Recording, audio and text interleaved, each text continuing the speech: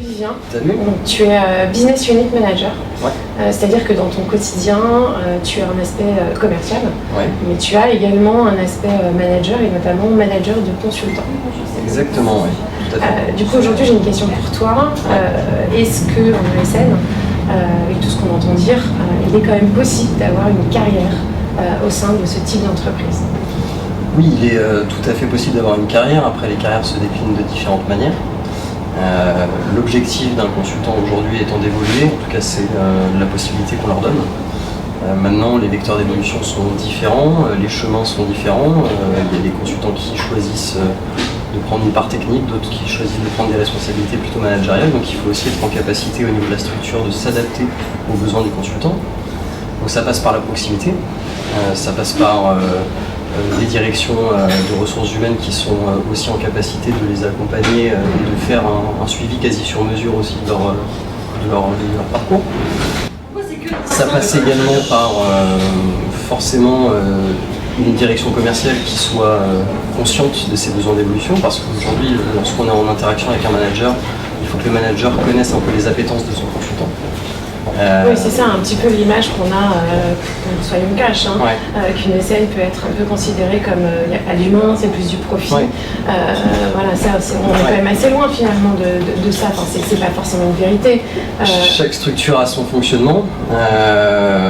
Après aujourd'hui, il faut aussi avoir conscience d'une chose, c'est qu'il y a deux, on va dire qu'il y a deux facteurs qui sont importants.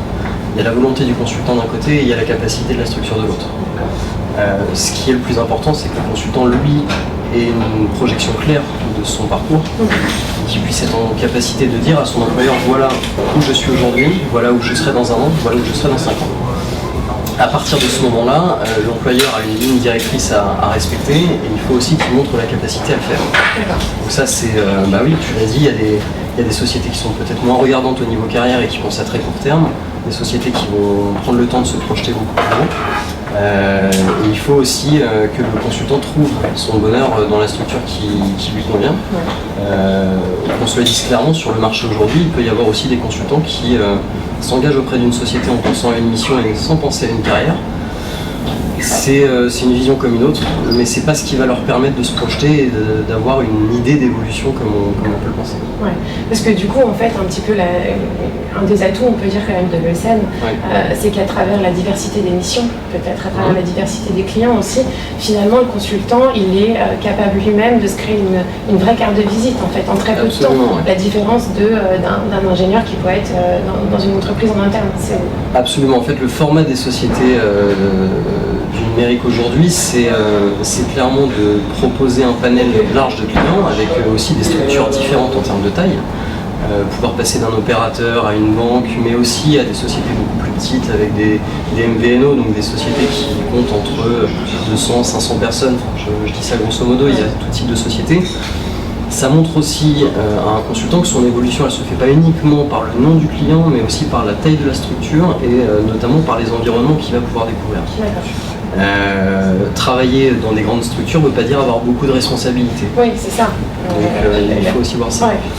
Par contre, aujourd'hui, oui, faire le choix de passer par une ESN plutôt que travailler en interne dans une société, dans ce qu'on appelle un client final, c'est aussi prendre le parti de se dire, voilà, dans un an, je sais, 1 an et demi, 2 ans, tout dépend de la longévité du projet, tout dépend aussi de ses enjeux. Moi, je serai en capacité de me dire, voilà, j'ai une période charnière, j'ai une expérience significative, je peux passer à autre chose, mon employeur sait que mes compétences ont évolué avec mon profil, donc on peut me donner beaucoup plus de responsabilités aujourd'hui. Ça, c'est un point fort. Le point qui peut être bloquant, c'est d'avoir l'impression de stagner. Pourquoi ? Parce que quand on passe d'une mission à une autre, on peut avoir des responsabilités qui, en façade, sont assez équivalentes. Sauf que ce qu'il faut voir derrière, c'est le changement d'environnement. On change de process, on change d'organisation, on change de client, on change de milieu, de métier. Il faut voir ça aussi comme une évolution, c'est important de le souligner. Aujourd'hui, d'après toi, donc là on a parlé un petit peu de l'évolution, donc c'est vraiment en fait le consultant qui doit être maître de sa carrière, qui doit proposer. Mais qu'est-ce que l'ESN de son côté, un peu plus concrètement, si tu as des exemples à me donner, qu'est-ce qu'elle va faire elle pour justement aider le consultant à évoluer? Est-ce que il y a des choses qui peuvent être mises en place? Alors, il peut y avoir un format classique quand on parle d'assistance technique, c'est-à-dire que le consultant est en immersion chez le client. Il ne faut pas se leurrer, le consultant passe 99,9% chez le client. Donc, il faut déjà lui donner cette idée d'appartenance à une société. D'accord. Donc, il faut une proximité managériale et il faut une proximité au niveau de la société elle-même. Pour avoir cette proximité, il faut qu'il y ait un temps de présence important auprès du consultant, il faut qu'il y ait un suivi. À partir du moment où le consultant a cette idée d'appartenance, il peut faire de plus en plus confiance à son employeur et non pas se laisser porter, mais être beaucoup plus proactif dans la démarche d'évolution. À partir du moment où il y a cette proactivité-là, on peut enclencher toute une démarche de carrière avec le consultant, c'est-à-dire poser des jalons, mettre en place des objectifs conjointement avec le client et justement valider qu'à l'issue d'une période déterminée et à l'atteinte de ces objectifs-là, on peut parler d'évolution. On peut dire ça y est, on va enclencher un moment où le consultant va pouvoir passer sur un cap au-dessus, lui donner des responsabilités plus fortes, que ce soit sur du pilotage, de la coordination, de la direction de projet potentiellement, ou alors sur des parts techniques où on va lui donner un giron beaucoup plus important en termes de responsabilité technique, des problématiques beaucoup plus complexes, bref. Il faut aussi voir une chose, c'est que la structure, elle va forcément favoriser l'évolution, mais elle ne va pas tout faire. Il faut que le consultant aussi le fasse. Soit impliqué, c'est un peu le principe. Il va être moteur quelque part aussi de sa carrière. Il ne peut pas attendre que tout soit fait et que ça lui tombe. C'est pas du tout le principe. Voilà, il faut vraiment être. C'est le principe de la méritocratie où on obtient par le mérite, forcément, mais le mérite, ça s'obtient aussi quand il est valorisé par son employeur. Donc il faut que ça soit une démarche bilatérale.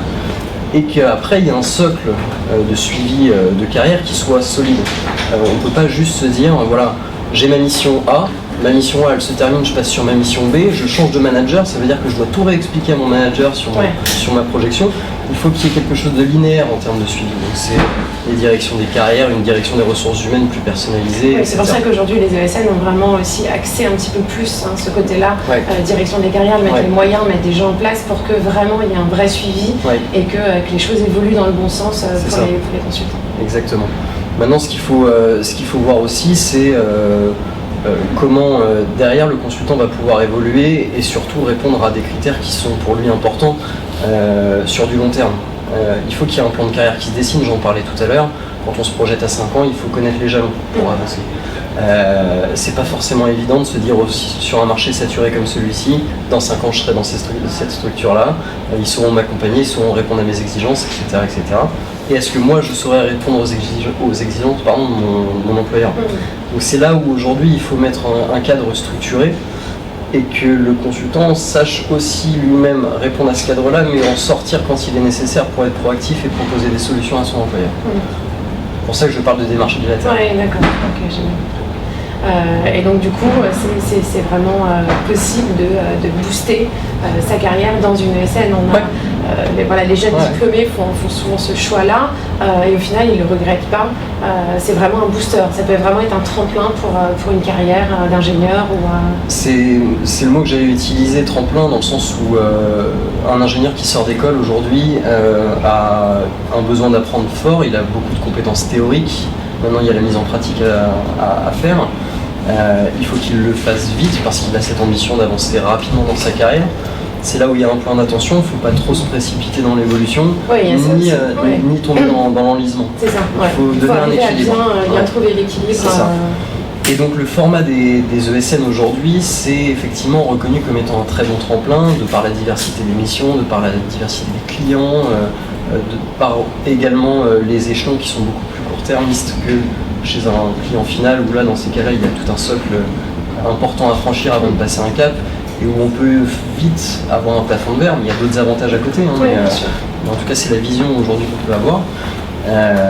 Voilà, il faut juste se dire qu'aujourd'hui, une ESN, c'est un très bon accélérateur de carrière, mais qu'on peut y faire aussi, énormément de temps, parce qu'il y a un vivier important d'opportunités et surtout des projets en jeu. Ok, donc une belle carrière en perspective dans les ESN. Super, merci Vivien. Je t'en prie.